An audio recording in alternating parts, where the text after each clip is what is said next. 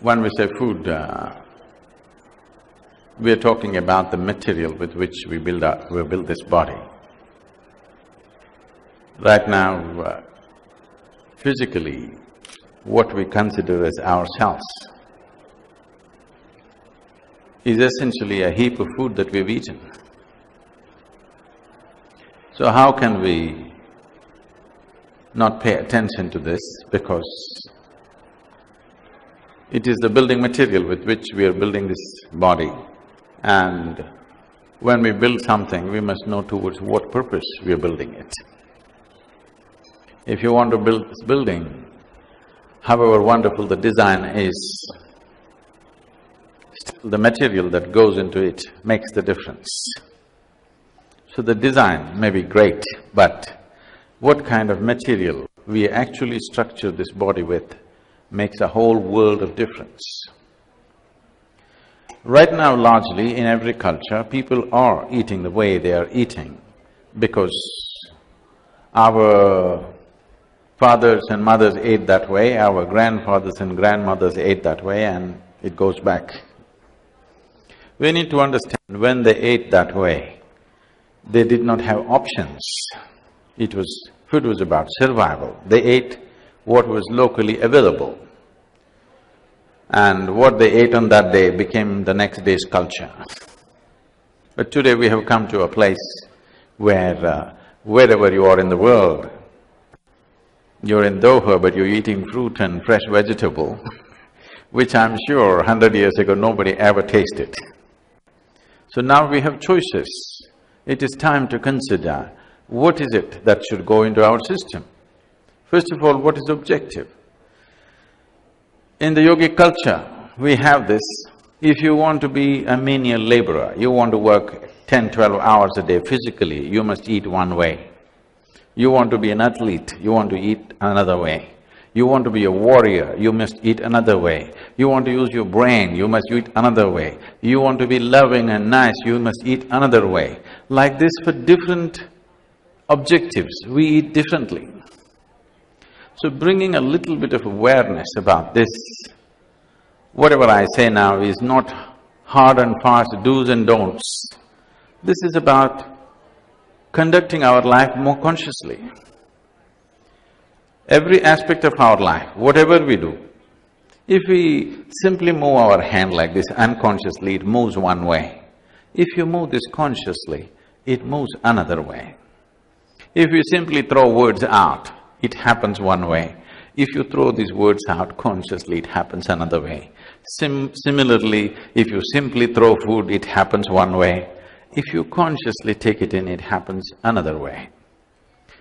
So the idea is to bring awareness and consciousness to every aspect of life, including the food, which is an important part.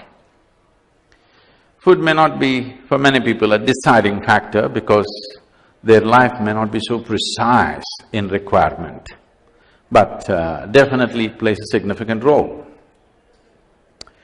For example, taking myself as an example, the level of activity that happens in our day-to-day life, we are 7 days of the week, 365 days working, 20 hours a day at least. For almost 25 years, I managed with only 2.5 hours of average sleep per night. Now I'm getting little lazy and I'm stretching it to 4 hours or sometimes a little more. The choice is this: do you want to live? Have we come here to live and experience life, or are we here to somehow avoid life and die one day?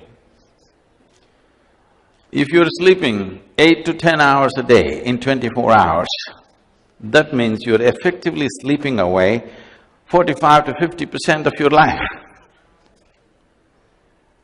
So whether instead of living if you live for 100 years, you're actually awake only for 50 years of your life, which is a sheer waste of life. So this must be very clear. Are we here to experience and know the vibrance of life in its fullest depth and dimension, or are we here to somehow pass it and be done with it? So only if you are concerned about making life happen at its highest possible level, then what you consume becomes an important part of this. There are many ways to look at this in this brief amount of time that we have. It could lead to confusions if I go into very sophisticated way of looking at things to come down to something very simple. If you look at any machine, when I say a machine, we have seen, all of you are deeply engrossed in your cell phones, I'm seeing. Whether you take a cell phone as a simple machine, it's not simple for you. Or you take a car or a computer, whatever, all of it needs some kind of energy to perform. Let's take a car as an example. Suppose you take a petrol-driven car and put diesel into it, it may still manage a little bit, but it will not function at its optimum. In this way, if you look at it, this machine, the human mechanism, is the gadget on the planet. It is the highest and the most sophisticated machine on the planet that we have known. Any number of machines are there, but nothing comparable to this one. This is the most sophisticated machine. We're still not able to figure out a single molecule of DNA as to how it functions.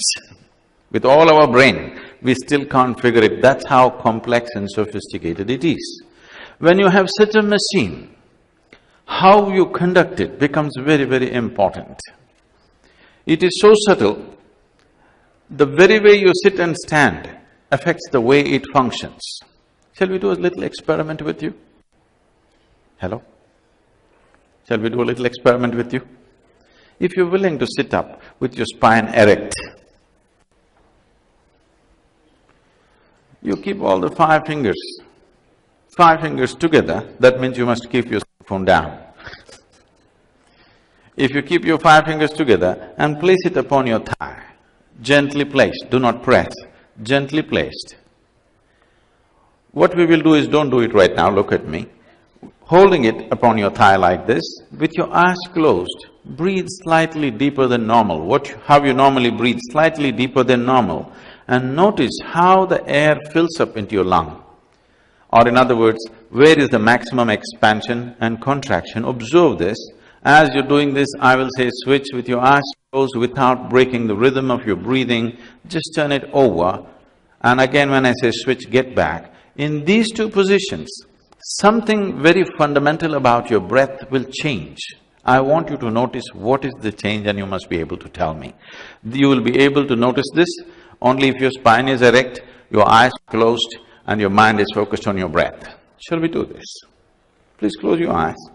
All the five fingers together, gently placed upon your thigh, slightly deeper than normal. Just inhale and exhale, noticing how the air fills up into your lungs.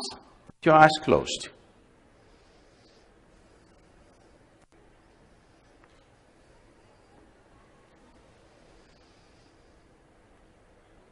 Switch, turn your hands over.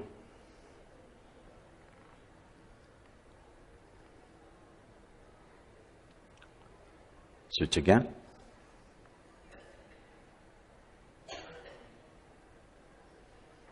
Please open your eyes. Do you notice some change between the two? Can you tell me what's the change?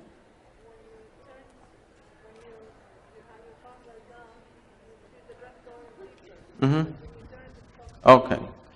What is happening and what she said is, when you hold the palm facing down, you will feel the expansion more in your diaphragm region. When you do this, suddenly it moves a little higher up in the chest. Why this is happening is, among the three lobes in the lung, if you keep your hand facing down, the maximum expansion and contraction happens in the lower lobe of the lung. If you just turn it around, it moves to the middle lobe of the lung. This is just by turning your hand over, the very way you breathe is altering itself.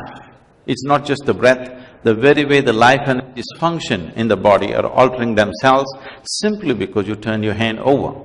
How many times in a day, unconsciously, do you do this?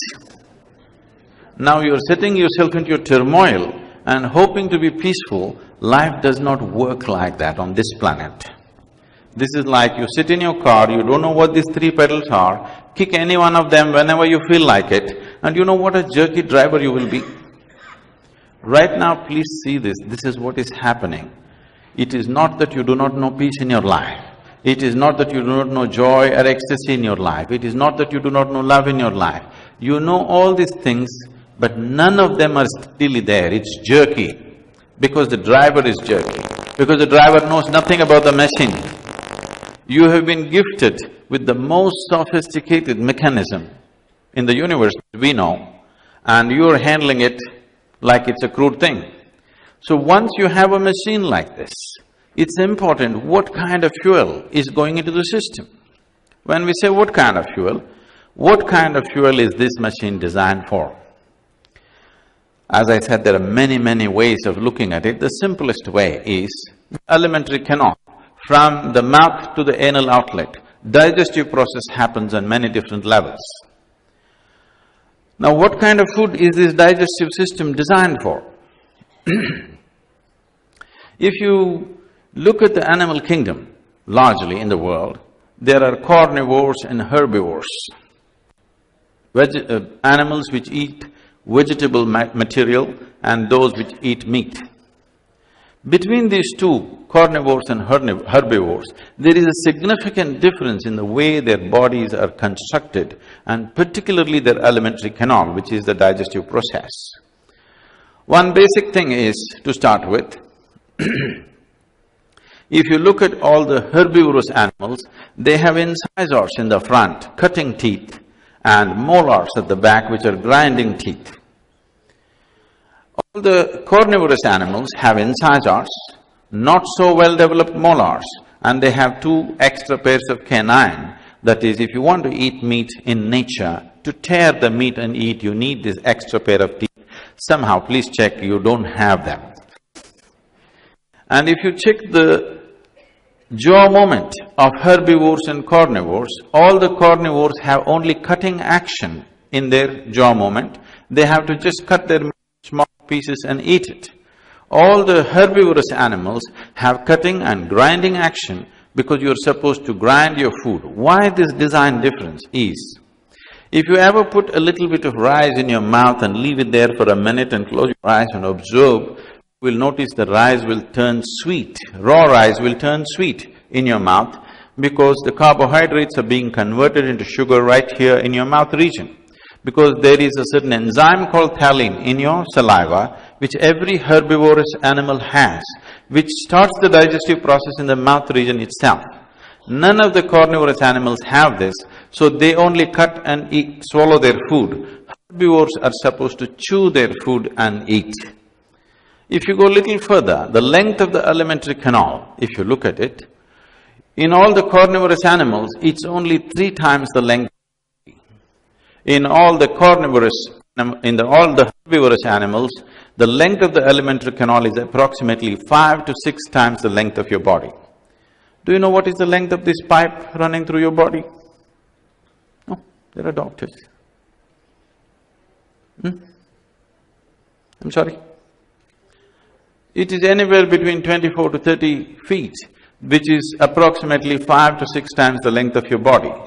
So in this kind of alimentary canal, if you put the duration of time that a particular food item takes to pass through, if you put raw meat into the system, it will take anywhere between 70 to 72 hours to pass through the system.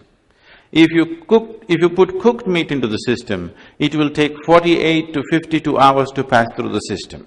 If you put cooked vegetarian meals, it will take 24 to 30 hours to pass through the system. If you put an uncooked vegetable, it will take 12 to 15 hours to pass through the system. If you put a fruit, it will take 2.5 to 3 hours to pass through the system. If you keep raw meat outside in summer, for 72 hours, what happens? Similar things happen in your body, or in other words, enormous amount of rotting process happens and excessive bacterial activity is taking place within the body. Keeping these bacterial levels lower in the body becomes the biggest function that the body is functioning and doing right now, which makes one… I see that with regular lunch, dinner these everywhere, either coffee or worse, Coke is being served, because without that, most people will fall asleep on the table. because that is the nature of food that we are consuming. The level of inertia that this food is creating is such. Now, all the doctors, particularly in the West, are saying minimum 8 hours you must sleep. Sleep is not a requirement in the body.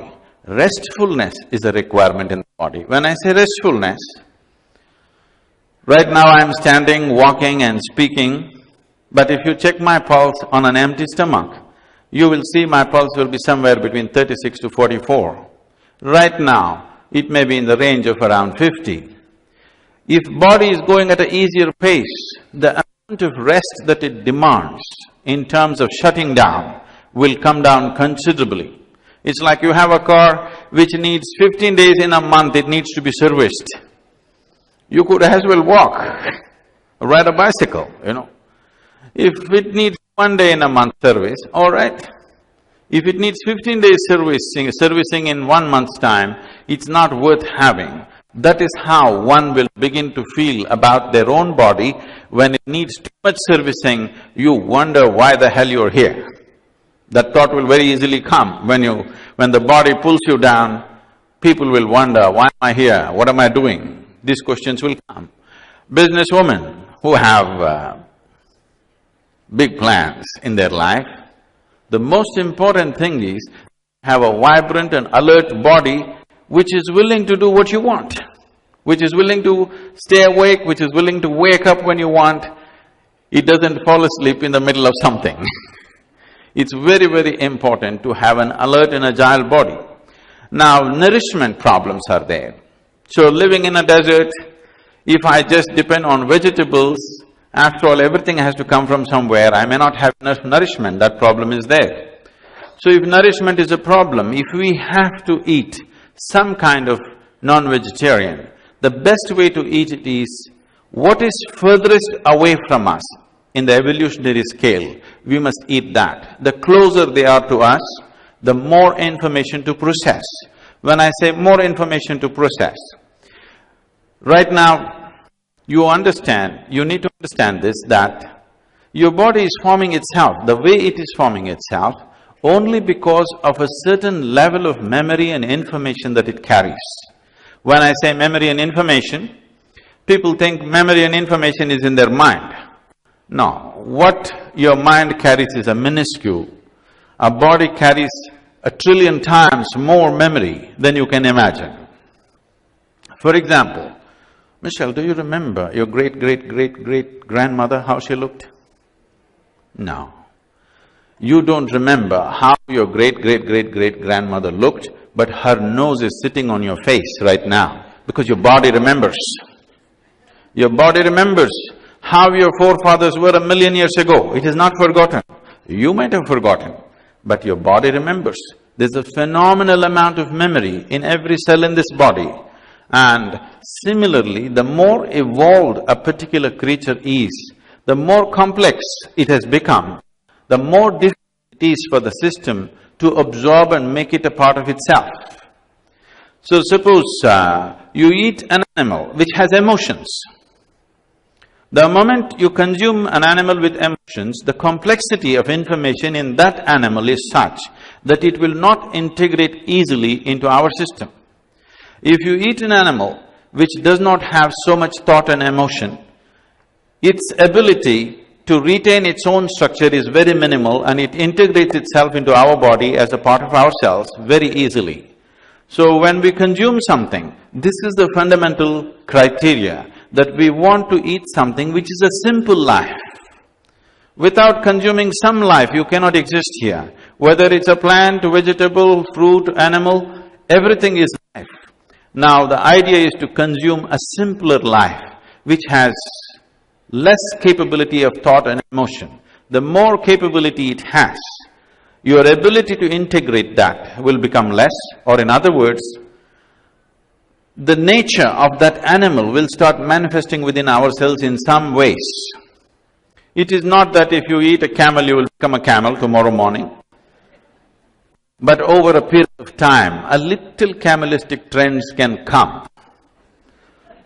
So, unless when somebody is extraordinarily physically active, they are able to manage this to some extent. As physical activity comes down, how consciously you eat makes a world of difference. A human being need not be serviced for 8 hours a day. If only if he or she eats properly, the kind of food substance which easily integrates into the system, the kind of food substance that will not create inertia, but it will create dynamism, the kind of food substance which will not need to stay in the body for long periods of time, something that passes through the system quickly. Carnivorous animals have a short alimentary canal because meat passes through the system slowly. Herbivores have a long alimentary canal because vegetable matter passes through the system very quickly. And we have a long alimentary canal, and the purpose of a long alimentary canal is a more complex process is possible. When a more complex process is possible, what it means is the quality and the nature of the food in some way impacts us in character, in the way we are, in the way we think, emote and behave within ourselves and around us. So how consciously we consume food and how conscious we are as to how food behaves within us. If you're conscious enough, if something appears in front of you, you will simply know whether to eat it or not eat it. If that kind of awareness is not there, one has to have function by information as to different foods, how they behave and they do not behave.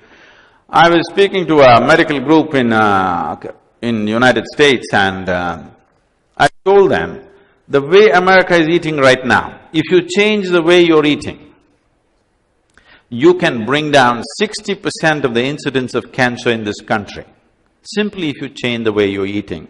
Because you're eating food which is on an average about 45 days old.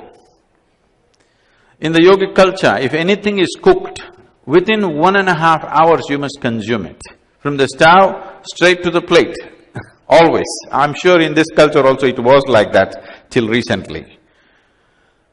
So, as you keep the food and it starts deteriorating. If you eat deteriorating food and then you're wondering why your own body cells are working against you, that cannot be helped. We are spending billions of dollars in research for the ailments that we have created.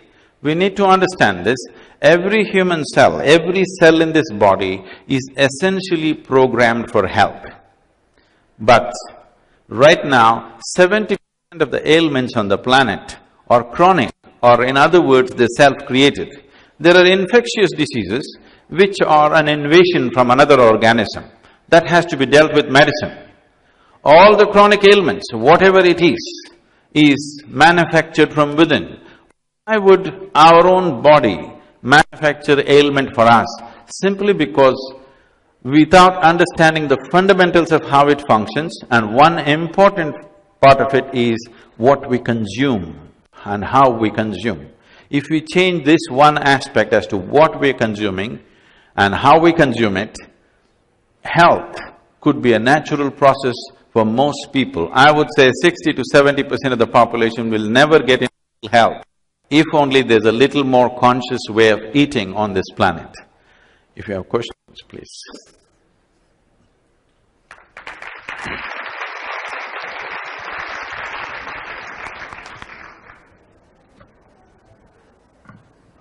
Please.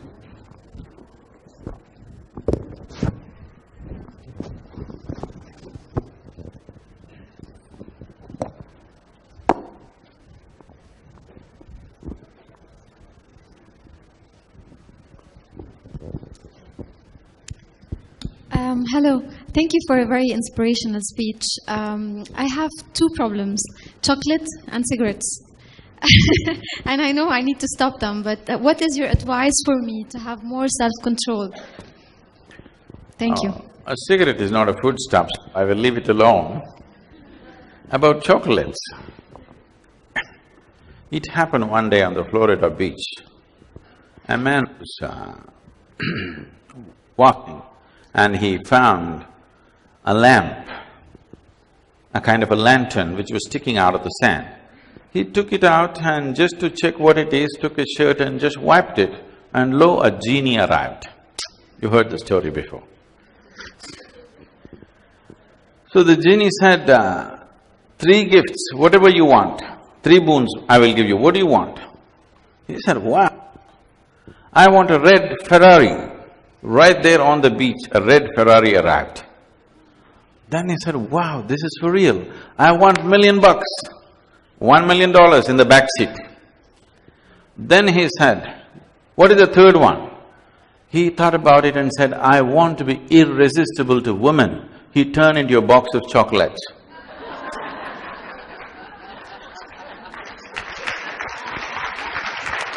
So, when it's something so precious in a women's conference, I won't put chocolate. Chocolate is a very positive thing. The problem with chocolate is you're eating with sugar, okay? If you just eat chocolate, it's a very wonderful thing to eat. But you're mixing with such enormous amount of sugar, which will definitely cause damage to the system. If you can eat it without the sugar, that'll be great. And similarly for the cigarette, without the tobacco, if you smoke it, it would be great.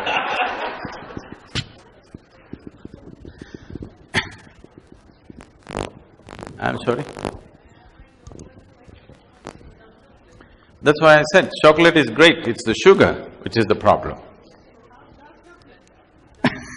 That's up to you. See, we have gotten used to like a cigarette or coffee or whatever, these are nervous stimulants. If you consume a nervous stimulant, it'll pep you up for a certain amount of time and then dump you. So you consume, let's say next 2 years, you consume coffee every day in the morning. One day, if there is no coffee, you will freak, you will get headache, you will get all kinds of problems because you are used to the nervous stimulant now. If you use any kind of stimulant or intoxicant upon your nervous system, your ability to perceive will go down. When I say your ability to perceive, see, if I stand here with my eyes closed, if somebody enters this hall, with my eyes closed, I will tell you what kind of person has entered this hall. Oh, is this some yoga? No, even your dog can do it, isn't it? Yes or no? Your dog is sitting under the sofa, somebody at the door, he knows who has come, yes or no? Does he know or not? He knows. Now, when a dog can know, why is it that you cannot know? Simply because we have dulled our nervous system in so many different ways. First of all, living in urban centers, our nervous system is dulled by excessive input. The type of food that we eat, stimulants, intoxicants, all these things. If you dull your nervous system, the statement that you're making to life is, I want to dodge life, I want to avoid life, I don't want to experience life. So if that is the thing, if we cut a nerve in your spine, you will not experience anything. Shall we do that? You're trying to do it slowly, I'm talking about doing it more efficiently. Is that what you want to do to yourself? Because only if your nervous system is at its highest level of relaxation and alertness, only then you will know life in its entirety. Otherwise, simply what somebody has told you and taught you, that's all you will know. You will not perceive life the way it is. So, whether you're consuming coffee, cigarette, this, that, if by choice somewhere you're doing something that's up to you, I don't get into those aspects of your life. But if it's compulsively happening in your life, it's time you do something. Things that we created should not rule our lives, isn't it? If you're doing everything by choice, consciously, it's up to you. If they are compelling you to do certain things, it's time you worked on it, it's time you did something about it. Please.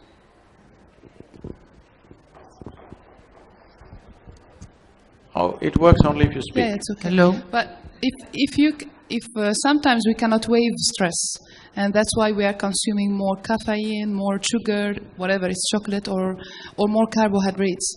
So if there are any other equivalents that we can use under stress, I mean food equivalents. So we are addressing this as if stress is a part of your life. This happened to me a few years ago. When I first went to United States, Wherever I went, people were talking about stress management. I couldn't understand this. Why are people talking about stress management? My understanding, we manage things which are precious to us, our family, our wealth, our business and whatever else, whatever is precious to us. Why would anybody want to manage stress? It took me a while to understand these people have made a conclusion that stress is a part of their life. Stress is not a part of your life. You must understand this. You're stressful not because you have children, you're stressful not because you have a business to run, you're stressful not because life is not going the way you think it should be going. You're stressful simply because you do not know how to handle yourself. Your own body, your own mind, your own emotion and your own energies are in conflict with each other. They're in a state of friction. If this was well lubricated, there definitely would not be any stress. If this system was going very smoothly within yourself, there would not be any stress. Essentially means friction, isn't it? However wonderful a machine that you may be driving in terms of your car, if you drive it without the engine lubricants or engine oil, it won't last for 10 minutes. The same thing goes for this. If the necessary lubrication is not created, if the necessary alignment is not happened within you, then everything seems stressful. Have you at least noticed this much? What one person thinks is very stressful, another person is dealing with it effortlessly? Yes or no? So it is not a situation which is stressful, it is your inability to manage yourself. When you are given such a sophisticated machine, what I am asking you is, did you ever read the user's manual? No? Did you ever pay attention as to how this functions? Now, we just did one simple experiment, this and this. Every day you're doing it, but you think you don't have to pay attention to this. There is a system, there is a whole science as to how to bring attention to every aspect of your life. The very way you sit, stand, breathe, eat, every aspect of your life, if you handle it consciously, you will see it will become something else. There is a whole science. As there is a science and technology to handle the external, there is a whole science and technology to handle the internal. You have to invest certain amount of time in that. We are at a Which business… We are here, I'm here. Oh. We are at a business women conference. Can you give me in three practical steps how we can manage to be vegetarian, to do yoga, and to manage all the problems that we have around us in this world? In three steps. 1, 2, 3. Practical. Okay. Practical.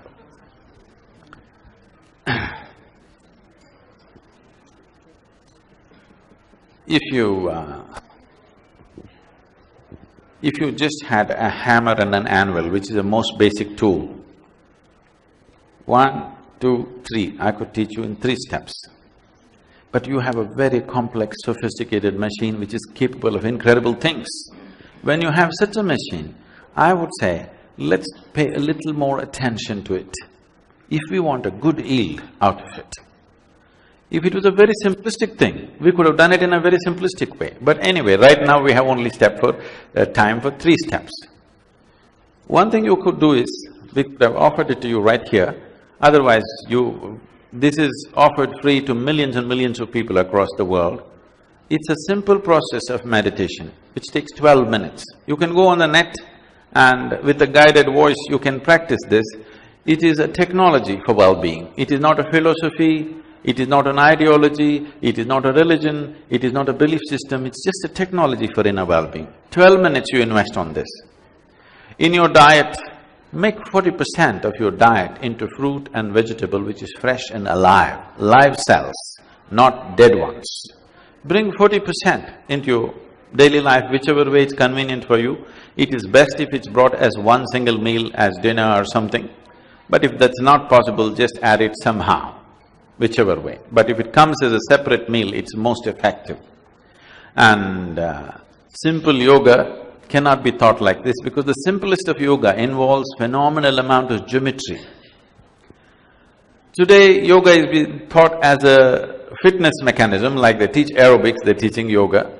We would not want to teach something like that because something very profound, if it's taught in a very simplistic way, you will lose the possibility. Suppose I give you an airplane, you're given an airplane and you don't know what it is, I come and say, you chop off these two wings which will anyway obstruct things and drive it like a car, you may like it, but it's a disaster to drive an airplane with chopped off wings. So, the third step would be that you invest 2 or 3 days to learn something very simple. Don't go for big things, something very, very simple. 2 or 3 days you invest to learn something and bring it into your life, it will do a phenomenal change in your life, these 3 things, 3 steps. Good morning. And anyway, to tell you, I'm not a businesswoman, but I'm running more than half a dozen businesses and foundations and activity and movements and projects across the world. So I'm not somebody who sits in a cave and meditates all the time, okay?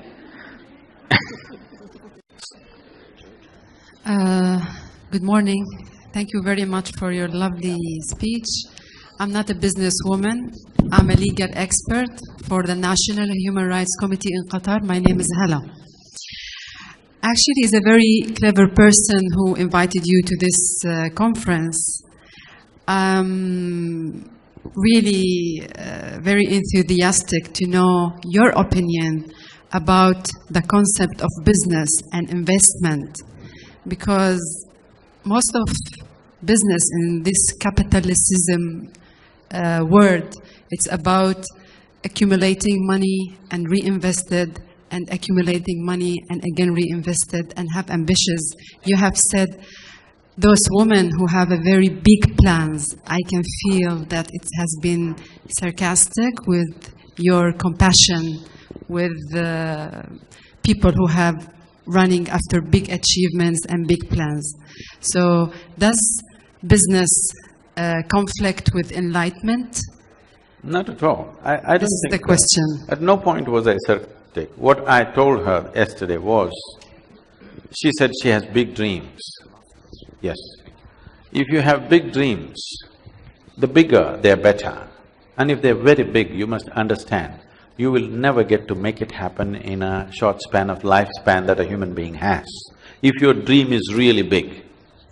If your dream is so big, if you take one step in that direction, it's a success.